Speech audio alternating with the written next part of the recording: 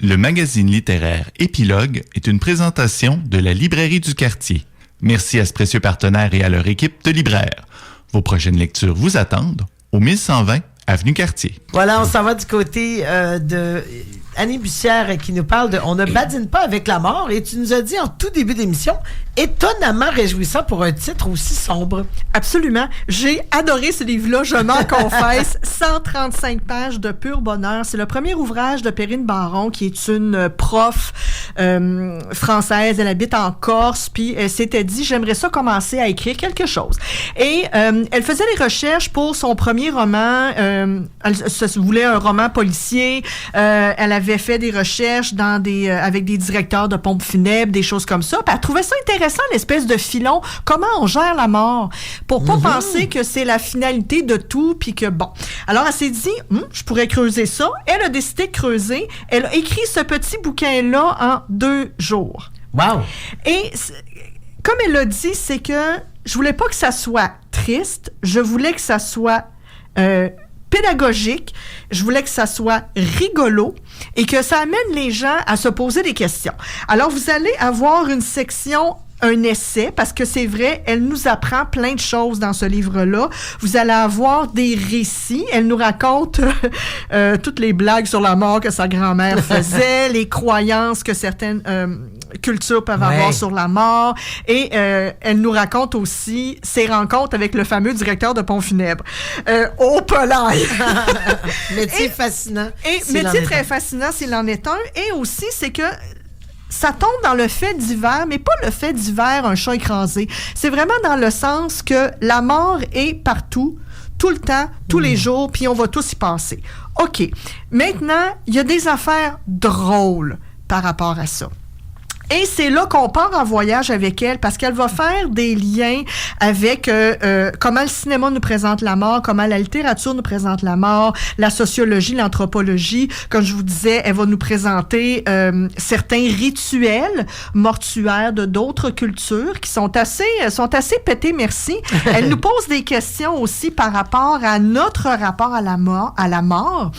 Et elle nous raconte, et ça a été honnêtement ma portion préférée, la taphophobie. Oh!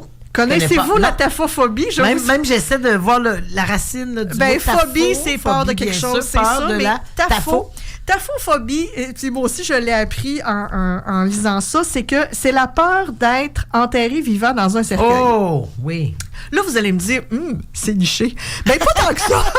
Pas tant que ça, parce que... Non, on l'entend souvent. Oui, ben, c'est justement, puis comme je vous dis, ce sont les chapitres les plus agréables à lire, parce que Perrine Baron nous explique comment la taphophobie est devenue comme une espèce de fait de société au 19e siècle, parce qu'il y a eu des cas de gens qui ont été enterrés vivants. Est-ce qu'on a été capable de les secourir? Moi, j'avais lu un livre sur la grippe espagnole quand j'étais jeune, puis ma soeur, ça l'avait traumatisé. Ben, c'est justement... De gens qui avaient été enterrés vivants. Donc, dans des fosses communes, justement, dans des périodes d'épidémie comme ça. D'épidémie, ou le fait que... puis, juste tomber... La médecine n'étant pas ce qu'elle est aujourd'hui, à l'époque, quelqu'un qui tombe en plein coma, on peut se dire, il est peut-être mort, on l'enterre et tout. Puis, ce qu'il faut comprendre aussi, puis ça, Perrine, on voit que c'est une prof de langue et de littérature, c'est qu'elle fait beaucoup de liens, par exemple, avec les auteurs du 19e siècle, Edgar Allan Poe principalement, comment ils ont joué beaucoup sur ces peurs-là. Et ce qui est délicieux, c'est qu'elle nous explique les trouvailles que écoutez, ça va jusqu'à un moment donné, ils vendaient au 19e siècle des cercueils avec des clochettes à l'intérieur. Tu le savais? Moi, je le savais pas. D'un coup, vous êtes vivant. D'un coup, vous êtes enterré vivant, vous avez une petite clochette. Que vous vous réveillez. Fait que là, vous faites la clochette. Alors, elle nous explique tout ça. Fait que comme vous voyez, c'est rigolo, mais par le rire, on apprend beaucoup de choses sur la mort. Comment c'est pas tout le monde qui dramatise la mort, dépendamment aussi de vos croyances. Ben, vous pouvez vous dire, je passe à la prochaine étape.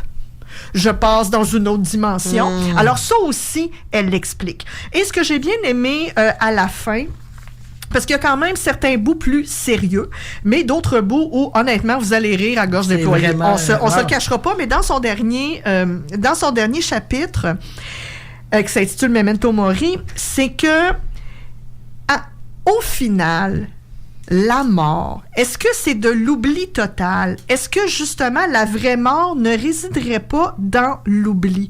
Et là, le questionnement sur comment je fais pour laisser une trace.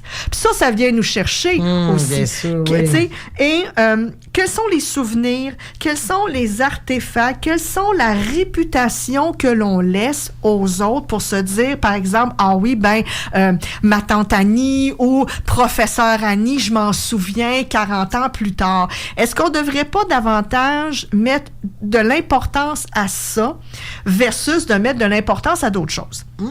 Fait que, comme vous voyez, ça ratisse très large. C'est un livre un peu d'introduction sur comment gérer le fait que nous sommes mortels. Je vous dirais que mon seul petit hic, et c'est vraiment minuscule, c'est qu'elle fait beaucoup d'humour, mais son humour est culturel, son humour est littéraire, et c'est sûr que ça va peut-être mal vieillir comparativement au contenu informatif. Donc, certaines références à culture populaire, par exemple?